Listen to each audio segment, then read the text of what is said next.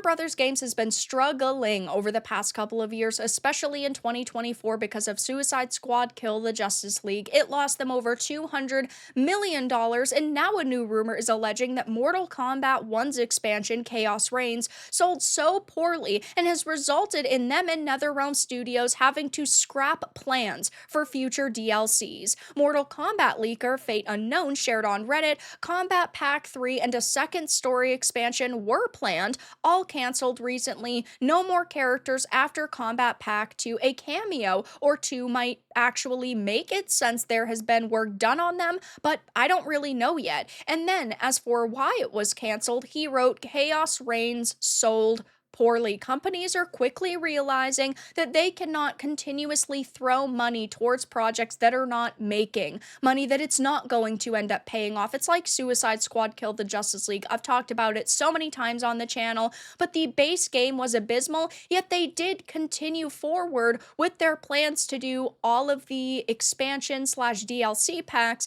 but none of them have made money and none of them have brought players back, at least judging by the Steam charts, and that game has been dead, it is dead, and it always will be dead. People have not responded well to that title.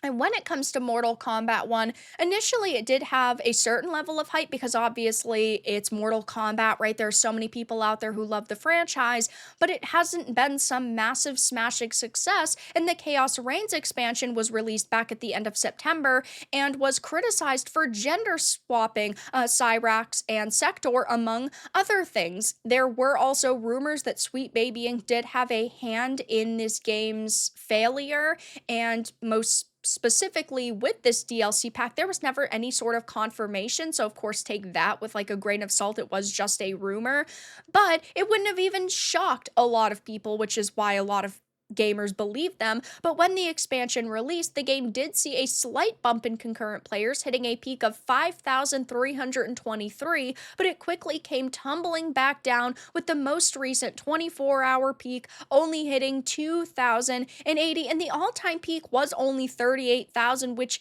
is pretty small compared to most AAA releases. Like Hogwarts Legacy last year had 800,000. Black Myth Wukong this year was 2.5 million people. Behemoth numbers. You would expect better from an existing franchise like Mortal Kombat, but we never, of course, got the console numbers, though. One would assume they're not wildly different, but in fact, the game is performing worse than Mortal Kombat 11, which released back in 2019. You would think that it would be doing at least better because it is the more recent release, but no, that's not the case. People did not kind of resonate with Mortal Kombat 1, and they just stuck with Mortal Kombat 11, which is hilarious to see. But Warner Brothers Discovery did recently admit that its games revenue declined 31%, primarily driven by the better performance of the prior year slate, mainly Mortal Kombat 1 compared to the current year slate. Given Mortal Kombat 1 released in September 2023 and the expansion released at the end of September this year, it's a high probability that many of the people who purchased the base game last year did not purchased the expansion, leading to the massive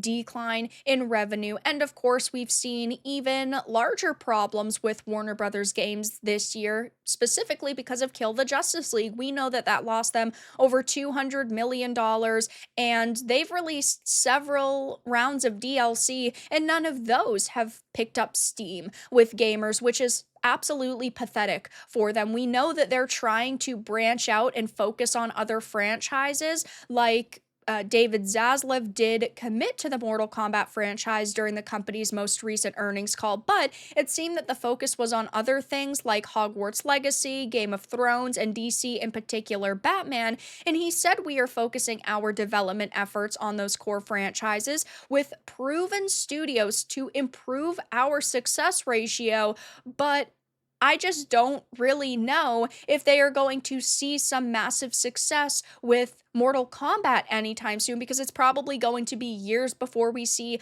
another addition to the franchise. And even then, will they listen to what gamers really want? Who knows? But it's not looking really good for them at this point in time. The Mortal Kombat 1 expansion has sold very poorly, and according to rumors, Warner Brothers is also scrapping further DLC plans. So it will be interesting to see if anybody at NetherRealms comes out and debunks this, says it's just simply not true. But it's been a couple of days and they've been silent, which to me screams that they are in fact going to be scrapping any future plans. But that's all that I really had to discuss in this video. Let everyone know your thoughts in the comments below. If you enjoyed this, give it a like, and if you didn't, give it a dislike. I appreciate your support either way, but I'll talk to you all again in the next video really soon.